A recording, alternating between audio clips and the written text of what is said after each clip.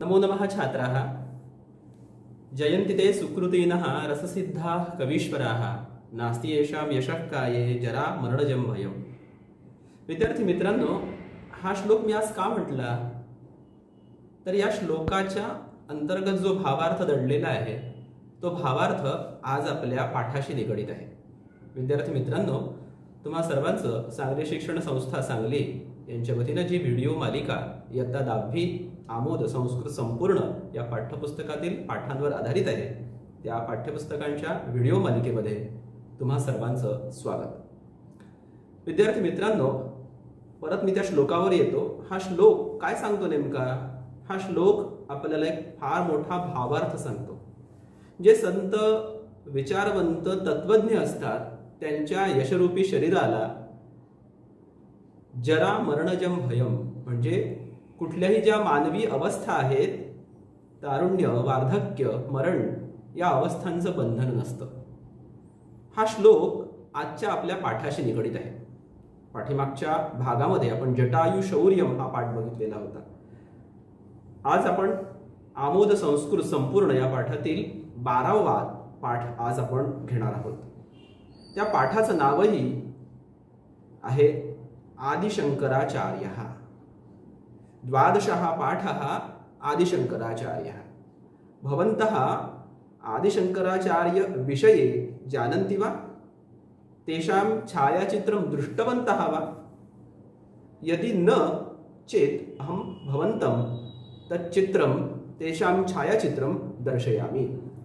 पश्यन्तु एतत् छायाचित्रम्। एते आदिशंकराचार्य महाभागाः, येन यैः वैदिक धर्मस्य पताका सर्वं भारतवर्षं यावत् उद्घाटिता। सर्वे अवगच्छन्तु, एते आदिशंकराचार्य महाभागाः, तेषां विषये एव एषः पाठः अस्ति। वयं प्रप्रथमं तस्य प्रस्तावनां पश्यामः, अनन्तरं तेषां जीवनस्य विषये द्वे कथे अत्र सन्ति। वयं तेषां कथानाम् आस्वादं स्वीकुर्मः। द्वादशः पाठः। सर्वजण पुस्तकामध्ये बघतील। पुस्तकातली प्रस्तावनेचं वाचन मी करणार आहे। त्यानंतर जे 2 प्रसंग रूपी कथा आपल्याला दिलेल्या आहेत त्या कथांचं अवलोकन आपण करणार आहोत। भारत देशे दीर्घ आचार्य परंपरा वर्तते। वयं जानीमः, आपण जाणतोय की आपल्या भारतवर्षामध्ये अनेक संत, आचार्य, विचारवंत, तत्वज्ञ होऊन गेलेले आहेत। तस्याम अद्वैत सिद्धांतस्य भाष्यकारः जगद्गुरु आदिशंकराचार्यः प्रसिद्धः। त्याच आचार्य परंपरेमध्ये वैदिक धर्माची पताका ज्यांनी सर्वदूर भारतभर पसरविली आणि अद्वैत सिद्धांताचा ज्यांनी प्रचार आणि प्रसार केला आणि देशाच्या 4 विभागांना 4 पीठांची स्थापना ज्यांनी केली ते आदिशंकराचार्य। भाष्यकारः जगद्गुरु आदिशंकराचार्यः प्रसिद्धः। भाष्यकार म्हणून ते प्रसिद्ध आहेत। कशाचे? तर अद्वैत सिद्धांताचे भाष्यकार म्हणून ते प्रसिद्ध आहेत। महान तत्वज्ञः अयं जनप्रबोधनार्थं भारत भ्रमणं कृत्वा भारतस्य चतुर्षु दिक्षु पीठानि अस्थापयत। महान तत्वज्ञः, हे महान तत्वज्ञ होते, तत्वचिंतक होते। केवळ तेवढ्यावरच ते थांबले नाही, तर लोकांचं प्रबोधन करण्याच्या उद्देशाने भारताच्या 4ही दिशांना, पूर्व, पश्चिम, उत्तर आणि दक्षिण या 4ही भागांना त्यांनी ज्ञानपीठांची स्थापना केली। विद्यार्थी मित्रांनो, हे कार्य त्यांचं लक्षणीय असं कार्य आहे। तेन रचितानि गेयानि अर्थपूर्णानि स्तोत्राणि अद्यापि जनानां मुखेषु विराजन्ते। वयं पठितवन्तः किल, तुम्ही ऐकलं असेल कदाचित, पुनरपि जननं पुनरपि मरणं पुनरपि जननी जठरे शयनं इह संसारे खलु दुस्तारे कृपया पारे पाहि मुरारे। भज गोविंदम भज गोविंदम भज गोविंदम मूढमते प्राप्ते सन्निहिते मरणे नहि नहि रक्षते डुक्रुय करणे। इतकी सुंदर, रसाळ आणि मधुर लयबद्ध अशी स्तोत्र त्यांनी रचली आहे। आजही ती लोकांच्या मुखात शोभून दिसतात। तस्य जीवनचरित्रात महत्वपूर्ण द्वौ प्रसंगौ अत्र अस्मिन् पुस्तके अस्मिन् पाठे उद्धृतौ. तस्य जीवनचरित्रात, त्यांच्या जीवनचरित्रातले दोन महत्वपूर्ण असे प्रसंग जे आपल्या जीवनाला सुद्धा उपदेश देऊ शकतात, जीवनाला सुद्धा मार्ग दाखवू शकतात, असे दोन प्रसंग या ठिकाणी त्यांनी उद्धृत केलेले आहेत. त्या प्रसंगांचा आपण आस्वाद घ्यायचा आहे आणि आपल्या जीवनात परिवर्तन करण्याचा आपण प्रयत्न करायला हवा. यूयम कानी स्तोत्राणी जानीथ. तुम्हाला काही स्तोत्र माहिती आहेत का? हा, कदाचित तुम्ही म्हणाल आम्हाला गणपती स्तोत्र माहिती आहे, संकटनाशन स्तोत्र नारदांनी रचलेलं, त्याचबरोबर गणपती अथर्वशीर्ष सुद्धा तुम्हाला माहिती असेल. विविध स्तोत्र तुम्हाला माहिती असावी जी आपण दैनंदिन शुभंकरोती सारखी स्तोत्र आपण म्हणत असतो. चर्पट पंजरिका स्तोत्रस्य रचयिता कहा? कदाचित तुम्हाला माहिती नसणार. आदि शंकराचार्यांनीच या चर्पट पंजरिका स्तोत्राची रचना केलेली आहे. विद्यार्थी मित्रांनो, आदि शंकराचार्यस्य कार्यविषये किम किम जानीथ. आदि शंकराचार्यांच्या कार्याविषयी तुम्हाला काही माहिती आहे का? कदाचित माहिती नसणार. या निमित्तानं आपल्याला ती माहिती करून घेण्याचा प्रयत्न करायचा आहे. थोडक्यात मी माहिती सांगतो आणि त्या प्रसंगाकडे आपण जाऊया. आदि शंकराचार्यांचं आयुष्य उणपूर 32 वर्षांचं. 32 वर्षात मात्र त्यांनी वैदिक धर्माची स्थापना संपूर्ण भारतभर केली. इसवी सनाच्या 788व्या वर्षी त्यांचा जन्म झालेला आणि अवघ्या 32 वर्षांच्या आयुष्यात त्यांनी संपूर्ण भारतभर जी वैदिक धर्माची पताका त्यांनी सर्वदूर प्रसारित केलेली. बघूयात, परीक्षेच्या दृष्टिकोनातून या पाठाकडे आपल्याला एक कथापाठ म्हणून बघायचं आहे. आणि कथा म्हटली की त्याच्यामध्ये प्रसंग आले, रचना आल्यात. या कथांच्या मध्ये घटनाक्रमाला पृथक्करणाच्या दृष्टिकोनातून आपल्याला या पाठाकडे बघायचं आहे. घटनाक्रमानुसार मांडणी करा, अशा प्रकारचा प्रश्न आपल्याला येऊ शकतो.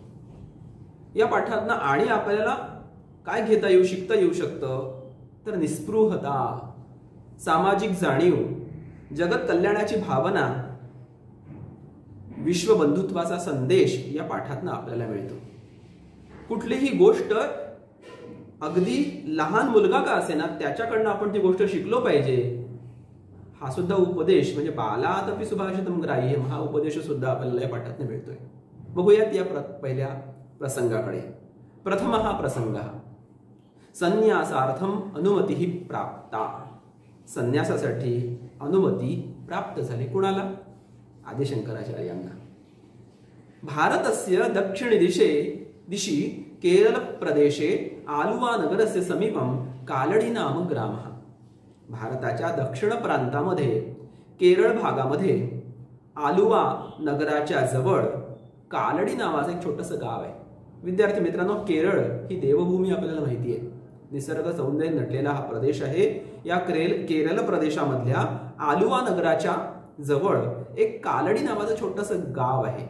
पूर्णा नदी जवळनं वाहतीये. सह ग्रामः पूर्णा नदीतीरे वर्तते.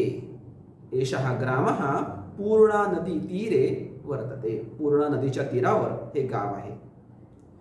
मगाच्या वाक्यामध्ये आपल्याला दिशी असा शब्द आलेला आहे. भाषासूत्र 1 मध्ये आपल्याला दिश शब्द आहे.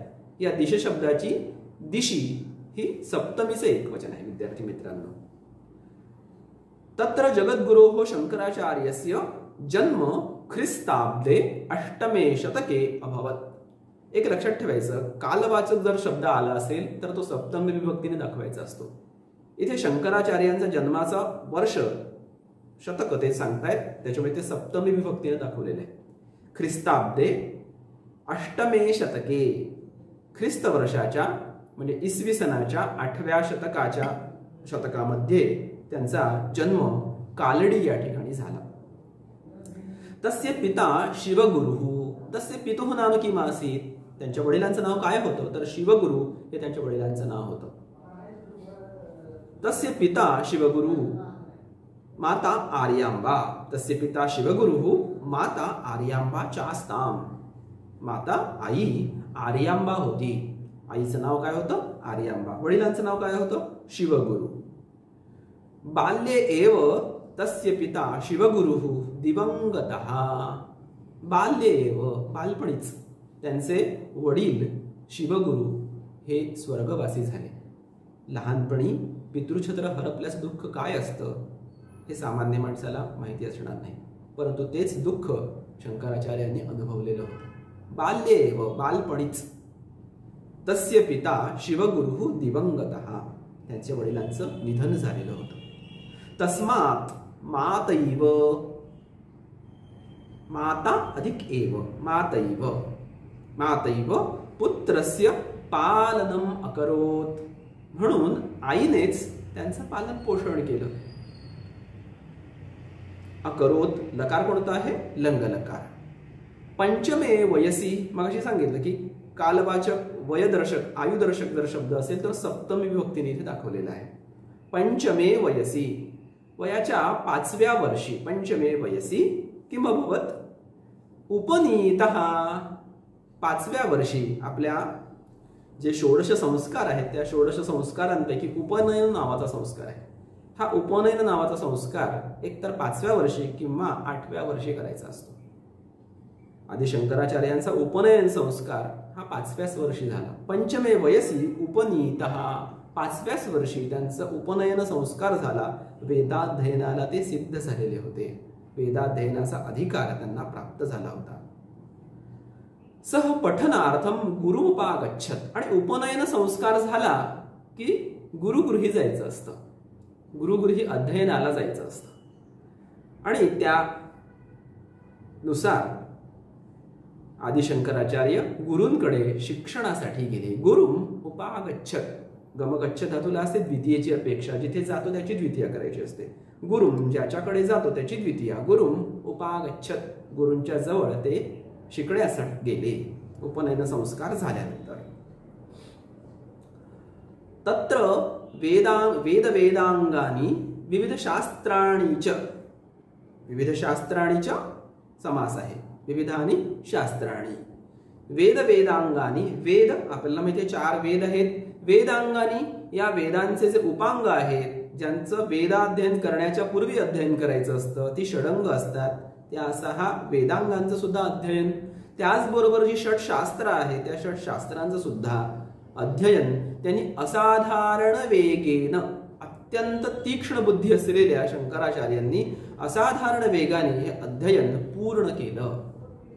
असाधारण वेगेन बालकोयम, बालकः अधिक अयम, अयम बालकः पूर्णम अकरोत, अधीतवान, पूर्ण केले. अधीतवान कर्तरी भूतकालवाचक धातुसाधित विशेषण. अधीतवान, अधि उपसर्ग बरोबर ई नावाचा धातू तिथे आहे. अधीतवान, पूर्ण केले. बालकोयम अधीतवान, बालकः अधिक अयम अधीतवान, अयम बालकः अधीतवान. या मुलाने हे शिक्षण असामान्य वेगाने ते पूर्ण केले. काय काय पूर्ण केलं? वेदाचं अध्ययन, वेदांगांचं अध्ययन आणि विविध शास्त्रांचं अध्ययन असाधारण वेगाने पूर्ण केले. पठनाधिकम समाप्य, आणि पठनाधिकम जे काही अध्ययन संपवून, पठनाधिकम समाप्य शंकरः गृहं प्रत्यागतवान, जे काही अध्ययन समाप्त करून आदिशंकराचार्य घरी परतले. गृहं प्राप्य, घरी येताच, घरी येऊन, प्राप्य मातृसेवाम आरभच्च, आदिशंकराचार्य मातृभक्त. अवघ्या लहानग्या वयात पितृछत्र हरपल्यानंतर आईचंच प्रेम जास्त मिळालेलं आहे त्यांना. त्यामुळं अध्ययन करून आल्यानंतर आदिशंकराचार्यांनी आपल्या आईची सेवा करण्यास सुरुवात केली. आरभच्च, गृहं प्राप्य मातृसेवाम आरभत च. माता आर्यांबा पुत्रस्य विवाह विषये सदैव चिंतयति स्म. परंतु आईच्या मनात वेगळंच काहीतरी होतं. मुलाचं शिक्षण पूर्ण झालेलं आहे, आता त्याने गृहस्थ धर्मात प्रवेश करायला हवा आणि संसार करायला हवा, ही आईची मनोरथ आहे. परंतु लहानग्या शंकराच्या मनात काहीतरी वेगळंच होतं. आणि लहानगे शंकर काय म्हणत होते बघा, माता आर्यांबा पुत्रस्य विवाह विषये सदैव चिंतयति स्म. सदैव, सदा अधिक एव विग्रह करून घ्यायचा. सदैव चिंतयति स्म. स्म काढा आणि स्म लावा अशा पद्धतीची वाक्यरचना आपल्याला कंसातील सूचनेनुसार बदल करा अशा स्वरूपामध्ये येते. स्म काढा असं म्हटलं की जी क्रिया असते त्या क्रियेला लंग लकारामध्ये घालायचं असतं. अचिंतयत, माता चिंतयती स्म, माता अचिंतयत. माता आर्यांबा पुत्रस्य विवाह विषयी चिंतयती स्म, विचार करू लागली मुलाच्या विवाहाच्या विषयी. किंतु परंतु मनसा वचसा कर्मणा, मनसा मनस्सकारांत शब्द तृतीया विभक्ती, वचसा तृतीया विभक्ती, कर्मणा तृतीया विभक्ती. मनाने, वाणीने आणि कृतीने, मनसा वचसा कर्मणा च विरक्तः, मनसा वचसा कर्मणा च विरक्तः शंकरः संन्यासार्थम अनुमतिं प्रार्थयत प्रार्थयत. किम अभवत, काय झालं नेमकं? मात्र आईच्या मनात मनोरथ वेगळी होती आणि लहानग्या शंकराच्या मनात मनोरथ वेगळी होती. लहानग्या शंकराचं मनोरथ काय होतं तर त्याला संन्यास धर्माची दीक्षा घ्यायची होती. काय झालंय बघा, मनसा वचसा कर्मणा विरक्तः, ही सगळी विशेषणं आहेत. विशेषण झालं विरक्तः शंकरः, मनसा विरक्तः, वचसा विरक्तः, कर्मणा विरक्तः. मनाने विरक्त, त्यानंतर कृतीने विरक्त आणि वाणीनेही विरक्त असलेले शंकर, भगवान शंकरांनी कशासाठी अनुमती मागितली आहे तर संन्यास दीक्षा घेण्यासाठी. संन्यासार्थम अनुमतिं प्रार्थयत, आणि आपल्या कथेचं शीर्षकही तेच आहे, संन्यासार्थम अनुमतिं प्राप्त. कशी मिळाली बघूयात ती अनुमती. शंकरस्य ऐहिक विषयेषु अरुचिं दृष्ट्वा आर्यांबा चिंतामग्ना जाता. शंकरस्य ऐहिक विषयेषु, ऐहिक नाम सांसारिक विषयेषु, सांसारिक विषयांमध्ये, ऐहिक इहवादी जे संसाराशी घट्ट बांधून ठेवणारे ज्या गोष्टी आहेत त्यांना ऐहिक विषय असं म्हणतात. ऐहिक विषयेषु अरुचिं दृष्ट्वा आर्यांबा चिंतामग्ना जाता. आई आर्यांबा चिंताकुल झाली, चिंतातूर झाली. चिंतामग्ना, चिंतायाम मग्ना, मग्न रत यांना सप्तमी विभक्तीची अपेक्षा असते. चिंतायाम मग्ना, आई चिंतातूर झाली. अग्रिम परिच्छेदे पश्यामः. एकस्मिन् दिने शंकरः स्नानार्थं पूर्णा नदीं गतः. आता एक प्रसंग असा घडतो, त्या प्रसंगामुळे आदि शंकराचार्यांच्या जीवनाला कलाटणी मिळते बघा. काय होते? एकस्मिन् दिने शंकरः स्नानार्थं पूर्णा नदीं गतः. एकस्मिन् दिने आदिशंकराचार्यः स्नानार्थं, किमर्थं गतः? स्नानार्थं. कुत्र गतः? पूर्णा नदीं गतः. गमगच्छ धातू असेल, ज्या ठिकाणी जातो त्याची द्वितीय विभक्ती करायची असते. पूर्णा नदीं गतः. एक दिवशी आदिशंकराचार्य अंघोळ करण्यासाठी पूर्णा नदीला गेले, पूर्णा नदीवर गेले.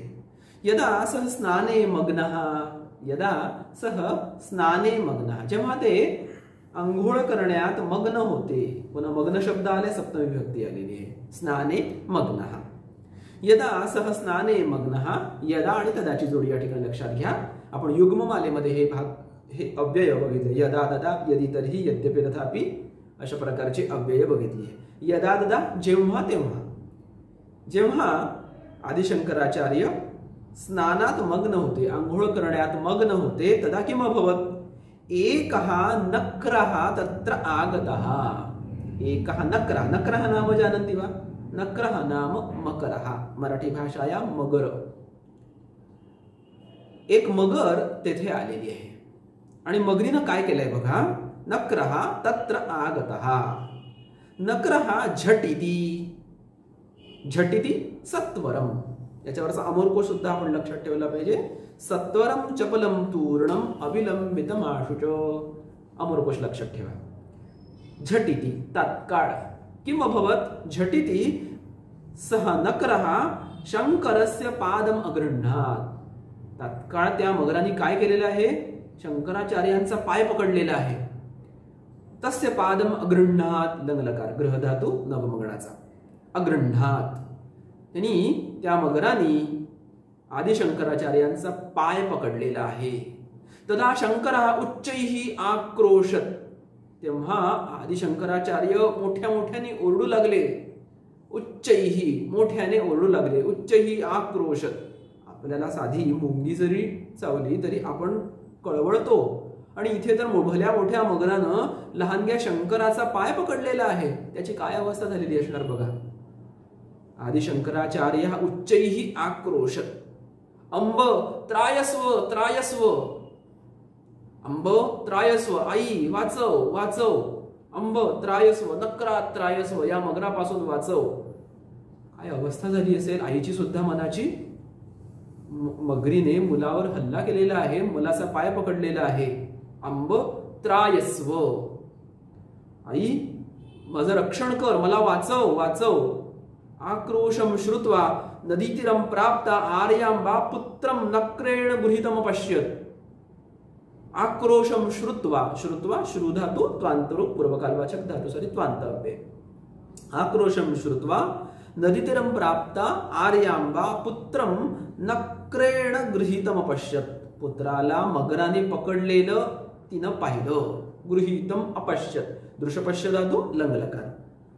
अपश्यत, गृहीतम अपश्यत विग्रह करून घ्यायचा. गृहीतम अधिक अपश्यत. त्या आपल्या मुलाला मगराने पकडलेले पाहिले तिने.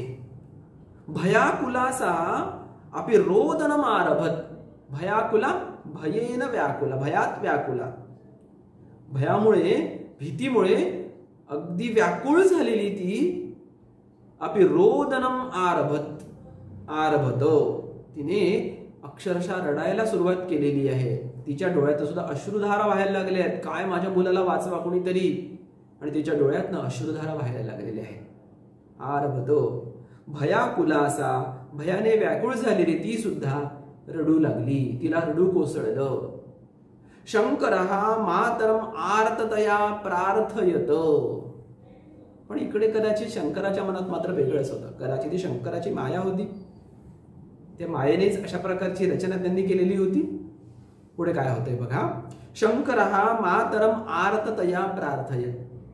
आदिशंकराचार्यांनी आईकडे आर्ततेने, व्याकुळ मनाने प्रार्थना केली. आर्ततया तृतीया विभक्ती. आर्ततया व्याकुळ होऊन प्रार्थना केली. अंब इतः परम अहम न जीवामी. कदाचित ही माया असावी आदिशंकराचार्य यांची, आणि आईला त्या मायेमध्ये त्यांनी ओढलेलं आहे. इतः परम अहम न जीवामी. आई, मी आता या पलीकडे मी जगू शकत नाही. मला असं वाटत नाही की या पलीकडे मी जगू शकेल. इतः परम अहम न जीवामी, मी जगू शकणार नाही. मरणात पूर्वम संन्यासी भवितुम इच्छामी.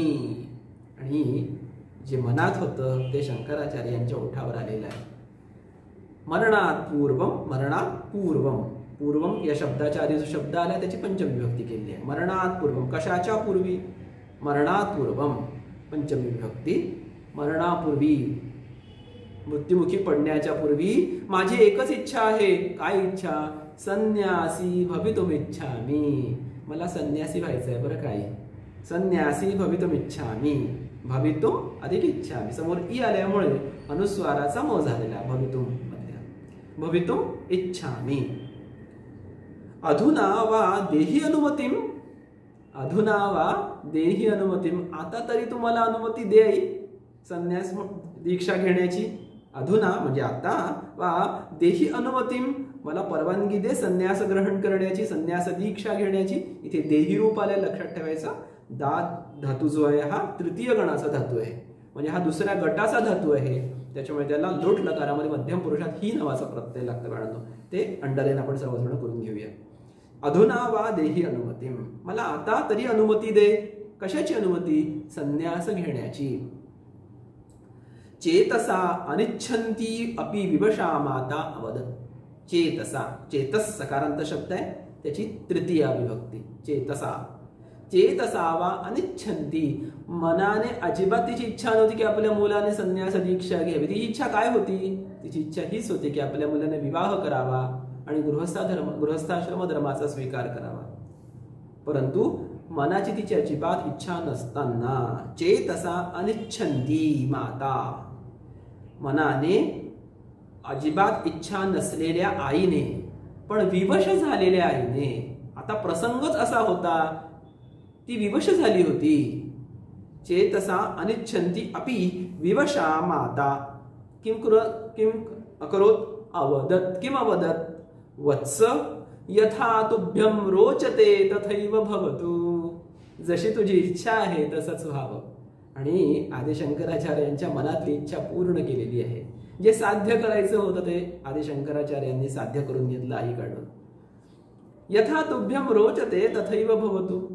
जसे तुला वाटतंय तसेच होवो. इथे रुच नावाचा धातू आलाय.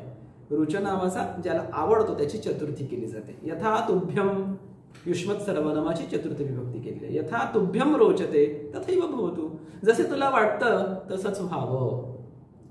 तथैव भवतु. इदानीमेव संन्यासं स्वीकुरु. लोटलकाराचा वापर केला. आत्ताच संन्यास तू स्वीकार कर. इदानीमेव संन्यासं स्वीकुरु. आत्ताच तू. इदानीम अधिक एव विग्रह करून घ्यायचा. इदानीम अधिक एव. इदानीमेव संन्यासं स्वीकुरु. आत्ताच तू संन्यास स्वीकार. संन्यास धर्माचा स्वीकार कर. मम अनुमतीही अस्ति. माझी अनुमती आहे. माझी तुला अनुमती आहे. इति तत्क्षणमेव आश्चर्यं घटितम्. मगाशी मी तुम्हाला सांगितलं होतं की ही सगळी माया होती आदिशंकराचार्यांची. आणि त्या मायेने त्यांनी हे सर्व घडवून आणलेलं होतं. आणि आश्चर्य काय झालंय बघा. तत्क्षणमेव आश्चर्यं घटितम्. त्याच क्षणी आश्चर्य झालेलं आहे. काय झालंय? दैववशात् शंकरः नक्रात् मुक्तः. दैववशात दैवयोगाने शंकर त्या मगराच्या तावडीतून मुक्त झाला. सह नदीतीरम आगत्य मातुः चरणौ प्राणमत. चरणौ द्विवचन वापरला कारण पाय दोन असतात. चरणौ. नदीतीरम आगत्य लेबंता स्वरूप आहे. अधिक गमधातू जो आहे त्याचं लेबंता स्वरूप आहे. स नदीतीरम आगत्य. पुन्हा गमधातू आलाय जिथे जातोय त्याची द्वितीया विभक्ती. नदीतीरम आगत्य. नदी तीरावर येऊन मातुः चरणयोः. मातुः आईच्या चरणौ चरणांवर प्राणमत त्याने नमस्कार केलाय. लंगलकार. पर अधिक नम नावाचा धातू आहे. प्राणमत त्या स्वरूप तयार झालेला आहे. पर उपसर्गपूर्वक नम धातू त्याचं लंगलकाराचं रूप. आईच्या चरणांवर तो त्याने मस्तक ठेवलेलं आहे आणि आईचा आशीर्वाद घेतलेला आहे. अनंतरम या ठिकाणी आदिशंकराचार्यांनी अनुमती कशी घेतली इथपर्यंतचा भाग या ठिकाणी आलेला आहे. आता याच्या पुढे त्यांनी काय केलं आणि त्यांच्या जीवनातील एक दुसरा छोटासा प्रसंग आपल्याला याच्यामध्ये आपण बघणार आहोत. अनंतरम शंकरः मातरम संन्यासस्य महत्त्वम अवाबोधयत्. अनुमती तर मिळाली पण या अनुमतीनंतर शंकराचार्यांनी काय केले नेमकं तर शंकराचार्यांनी आईला संन्यास धर्माचं महत्त्व समजावून सांगितलंय. अनंतरम शंकरः मातरम आईला द्वितीय विभक्ती वापरली आहे. संन्यासस्य महत्त्वम अवाबोधयत्. बुध धातू आहे त्याचं प्रयोजकाचं रूप आहे. लंगलकारात केलेलं आहे ते. महत्त्वम अवाबोधयत्. संन्यासस्य महत्त्वम अवाबोधयत्. संन्यासी न केवलम एकस्यः पुत्रः विशालम जगत एव तस्य गुरु. हे वाक्य आपण सगळेजण अंडरलाईन करून ठेवूया. अतिशय सुंदर आणि एक मूल्य सांगणारं हे वाक्य आहे. संन्यासी न केवलम एकस्यः पुत्रः. शंकराचार्य आईला सांगतायत संन्यासी हा केवळ एकाचाच पुत्र नसतो तर तो समाजाचा पुत्र असतो. विशालम जगत एव तस्य गृहम. संपूर्ण विशाल जगत हेच त्याचं घर असतं. संपूर्ण विशाल जगाचा विस्तार हाच त्याचं घर म्हणून कुटुंब असतो. मातः यदा त्वं स्मरिष्यसि तदा एव तत्समीपम् आगमिष्यामि. आई जेव्हा तू माझी आठवण काढशील तेव्हा तात्काळ मी तुझ्या जवळ उपस्थित राहील. स्मरिष्यसि गमिष्यामि आगमिष्यामि लृट लकाराचे रूप आहे. आई तू माझी जेव्हा स्मरण माझं करशील त्या क्षणी मी तुझ्या समोर उपस्थित होईल. इति मात्रे प्रतिश्रुत्य. या पाठामध्ये एक वैशिष्ट्यपूर्ण ही उपपद विभक्तीचा धातू आलेला आहे. प्रति अधिक श्रू.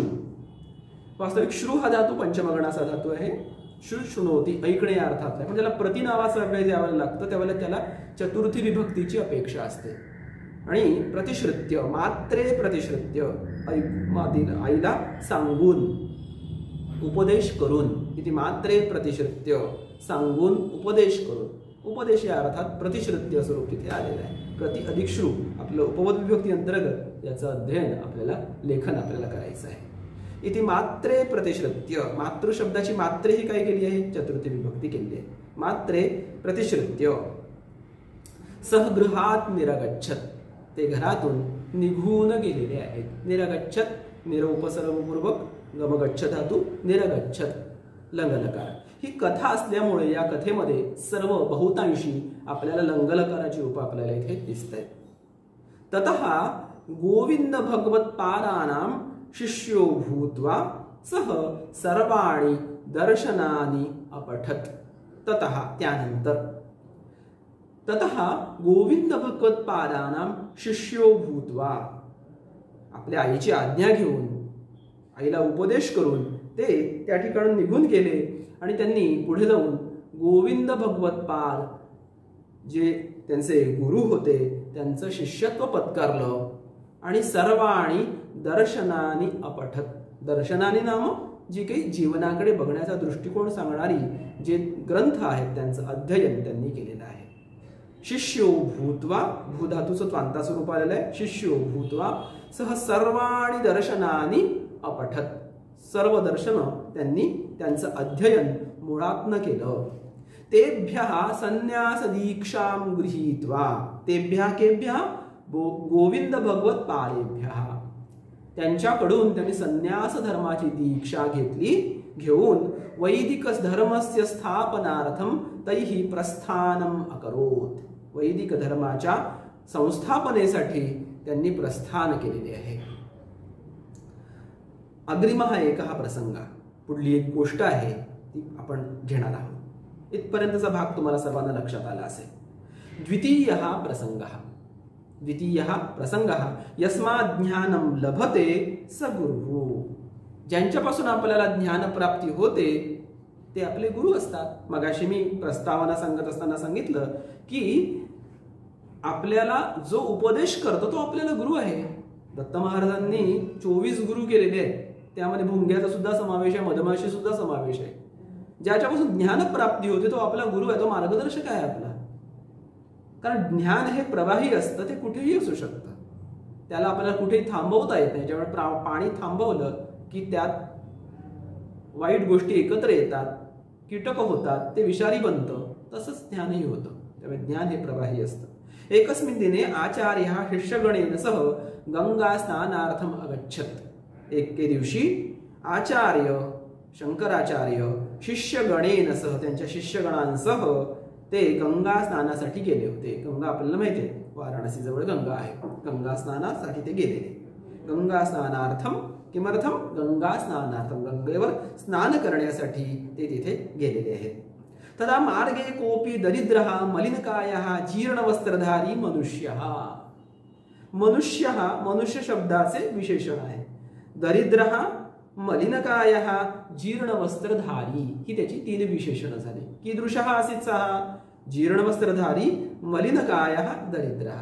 तेव्हा एका मार्गात कोणी एक दरिद्री, फाटलेले कपडे घातलेला, वाईट दशा असलेला एक व्यक्ती त्यांच्या पुढे उपस्थित झाला. आगच्छत, गमगच्छ धातू आहे, आगच्छत आला. तम दृष्ट्वा शिष्यः तम अपसर इति उच्चैः अवदन्. तम दृष्ट्वा, त्याला पाहून आचार्यांच्या सोबत जे सर्व शिष्य होते ते शिष्य त्याला म्हणू लागले, अपसर अपसर, मार्गात अपसर, मार्गातनं बाजूला हो. इति उच्चैः अवदन्, मोठ्याने सांगू लागले. सहा मनुष्य हा अपृच्छत, तो मनुष्य सुद्धा साधा सुद्धा नव्हता बरं का, तो ज्ञानी मनुष्य होता. आणि त्याने विचारलं, अरे बाजूला हो कोणाला म्हणतोयस, अपसर कम वदसी, बाजूला हो कोणाला म्हणतोयस तू, शरीरम वा आत्मानं वा, शरीराला म्हणतोस की आत्म्याला म्हणतोस, मला जरा उत्तर दे बरं. याच्यावरून त्याच्या ज्ञानाची कल्पना आहे विद्यार्थी मित्रांनो. शरीर आणि आत्मा याची ज्ञान असणे हे ज्ञानीपणाचं लक्षण आहे. शरीर हे जीर्ण होत असतं, आणि आत्मतत्व मात्र कायम असतं. शरीरम वा आत्मानं वा, आत्मन शब्दाची आत्मानं द्वितीय विभक्ती. शरीराला म्हणतोयस की आत्म्याला म्हणतोयस? आत्मा तू परमेश्वरस्य अंशः. आत्मा हा परमेश्वराचा अंश आहे. आता हा सर्वेषां समानः एव, तो परमेश्वराचा अंश आहे म्हणून तो सगळीकडे समानच असतो, समान रूपाने राहतो. तथाच सर्वेषां शरीराणि पंचमहाभूतात्मकानि, ही संकल्पना थोडी समजून घ्यायची. पंचमहाभूतात्मकानि, पंचमहाभूत जी सगळीकडे राहतात. पृथ्वी, आप, तेज, वायू, आकाश. पृथ्वी सगळीकडे असते, आकाश सगळीकडे असतं, अग्नितत्व सगळीकडे असतं, आकाश तत्व सगळीकडे असतं, जलतत्व सगळीकडे असतं, पृथ्वी तत्व सगळीकडे असतं. जे सगळीकडे त्याचं अस्तित्व आहे त्याला महाभूत असं म्हटलेलं आहे. आणि ही 5 महाभूत मानली गेलेली आहेत. शरीर कसं आहे तर शरीर या 5 महाभूतांनी तयार झालेलं आहे. तरीही कथम तव शरीरम मम शरीरात भिन्नम, तेव्हा तुझं शरीर आणि माझं शरीर वेगळं कसं? तुझ्या शरीरापेक्षा माझं शरीर वेगळं कसं? तुझं शरीर सुद्धा पंचमहाभूतांनी तयार झालेलं आणि माझं शरीर सुद्धा पंचमहाभूतांनी तयार झालेलं आहे. भिन्नम अहम च त्वद भिन्नः, मी तुझ्यापेक्षा वेगळा कसा? मग आपण दोन्ही सारख्याच पदार्थांनी तयार झालोय की मग तू आणि मी वेगळा कसा? वेदांत तत्वस्य सारम तस्य मुखात श्रुत्वा आचार्यतम प्रणनाम. आणि वेदांताचं फार मोठं तत्व अतिशय सोप्या शब्दात त्याच्या मुखातून ऐकून आचार्य सुद्धा स्तब्ध झाले आणि आचार्यांनी त्याला वंदन केले. वेदांत तत्वस्य सारम तस्य मुखात श्रुत्वा, त्याच्या मुखातून ऐकून आचार्यांनी त्याला नमस्कार केला. ज्ञानम तू कस्मादपि ग्राह्यम, ज्ञान कोणाकडनंही प्राप्त होऊ शकतं. यस्मात् ज्ञानम लभते स गुरुरेव इति विचारेण आचार्यः तत्रैव मनीषा पंचकम इति स्तोत्रम रचितवान. ज्ञान तर कोणाकडनं सुद्धा घेण्यासारखं असतं, घेण्यास योग्य असतं. ज्ञान ते ज्ञान, यस्मात् म्हणून ज्याच्यापासून ज्ञानप्राप्ती होते तो गुरुच आहे. या विचारांनी आचार्यांनी तिथेच त्या क्षणी मनीषा पंचकम या स्तोत्राची रचना केली. विद्यार्थी मित्रांनो, की ज्ञान हे प्रवाही असतं आणि ते कुणाकडनं सुद्धा स्वीकारलं जाऊ शकतं असं आचार्यांची धारणा झाली. एवं आसेतु हिमाचलम पर्यटन अद्वैत सिद्धांतस्य प्रचारम अकरोत्साह. आणि अशाच प्रकारे आसेतु हिमाचलम, आसेतु म्हणजे अगदी सेतूपासून ते हिमालय पर्वतापर्यंत संपूर्ण भारतभूमीवर आचार्यांनी विहार केला, आचार्यांनी भ्रमण केलं. आणि अद्वैत सिद्धांत, एकच ब्रह्म सत्यम जगन मिथ्या जीवो ब्रह्मैव नापरः, एकमेव ब्रह्म हे सत्य आहे. आणि मनुष्य कोण आहे? मनुष्यातला जो जीवात्मा आहे तोच त्याचा परमात्म्याचं स्वरूप आहे. हा जो काही उपदेश आहे तो आचार्यांनी या संपूर्ण भारतभूमीवर त्यांनी पसरवलेला आहे. तस्य सिद्धांतस्य प्रचारम अकरोत्साह, या अद्वैत सिद्धांताचा प्रचार त्यांनी सर्वदूर केला. त्यांच्याबद्दलचा एक श्लोक आपल्या पुस्तकात त्यांनी दिलेला आहे. विद्यार्थी मित्रांनो, तेवढा आपण श्लोक म्हणूया आणि आपण या पाठाची समाप्ती करूया. अष्टवर्षे चतुर्वेदी, द्वादशे सर्वशास्त्रवित, षोडशे कृतवान भाष्यम, द्वात्रिंशे मुनिरभ्यगात. अष्टवर्षे चतुर्वेदी, 8 वर्षाचे असताना 4ही वेदांचं अध्ययन ज्यांनी पूर्ण केलं. द्वादशे सर्वशास्त्रवेद, 12 वर्षांचे वय असताना त्यांनी सर्व शास्त्र मुखोद्गत केली, शास्त्राचं ज्ञान मिळवलं. षोडशे कृतवान भाष्यम, 16व्या वर्षी असताना वेदांत सूत्रांवर त्यांनी भाष्य लिहिलं. आणि द्वात्रिंशे मुनिरभ्यगात, आणि 32व्या वर्षी ते मुनी अवस्थेला प्राप्त झाले आणि ब्रह्मलीन झाले. असे हे आदिशंकराचार्य, ज्यांचा फोटो, ज्यांचं छायाचित्र मी तुम्हाला मगाशी दाखवलं. विद्यार्थी मित्रांनो, ती प्रतिमा आपण सर्वजण बघूयात आणि मनात ठसवूयात सर्वजण. पाठ तर आपण शिकणारच आहोत, पण पाठाच्या मागची पार्श्वभूमी, ज्यांनी आपल्याला अद्वैत सिद्धांताचं प्रतिपादन केलं आणि अखिल धर्माला अद्वैत सिद्धांताची शिकवण ज्यांनी दिली, ते आदिशंकराचार्यांचा आपण हा पाठ शिकलो. या पाठातील अवघड शब्द जे आहेत ते अवघड शब्द सुद्धा आपण आपल्या वहीत लिहून ठेवायचे आहेत. मी पाठ सांगत असताना आपल्या जे जे व्याकरणाचा भाग सुद्धा सांगितला तो सुद्धा आपण आपल्या वहीत लेखन करायचं आहे. स्वाध्यायाची पूर्ण करायचं. स्वाध्याय आपण सर्वजण पूर्ण करूया. ठीक आहे. धन्यवाद.